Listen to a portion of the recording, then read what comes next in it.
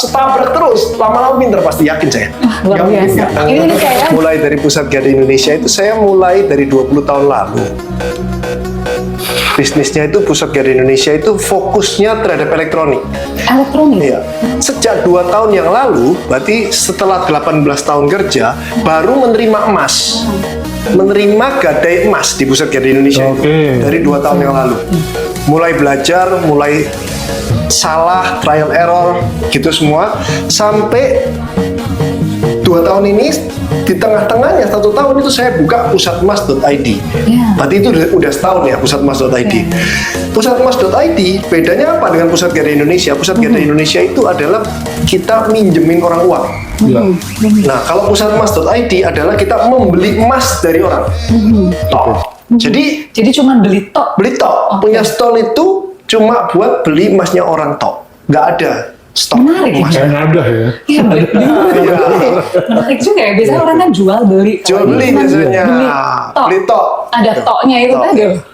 Jadi One way, Mas. One way, beli aja. Beli Kita aja. kita fokusnya di perhiasan. Kalau untuk LM, Antam dan lain-lain ada tapi nggak banyak. Itu kita jual juga kalau LM Antam, tapi nggak banyak dan itu pre-order 1-3 hari baru nyampe barangnya. Ya, tapi kenapa sih milih bikin gadai? Dan kemudian kenapa kemudian memilih untuk ekspansi ke gadai emas? Itu kenapa? Jadi gini, emas itu kan adalah game akhirnya dari gadai.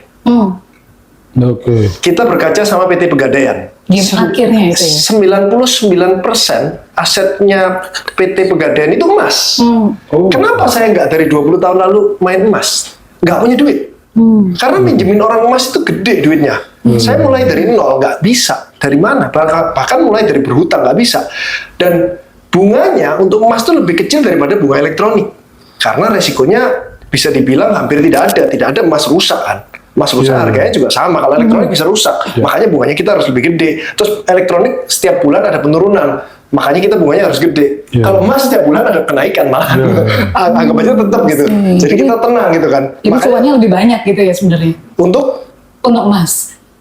salah. Salah. Untuk elektronik Lebih banyak. marginnya lebih besar. Oke. Tapi kita nggak perlu dana besar. Untuk emas, marginnya lebih kecil. Tapi kita bisa langsung bulk. Sekali orang pinjam bisa 100 juta, 500 juta. Kalau elektronik kan nggak mungkin pinjam 100 juta. Paling 1 juta, 800 ribu gitu kan. Nah, tapi bunganya, marginnya lebih kecil, ini lebih besar gitu aja.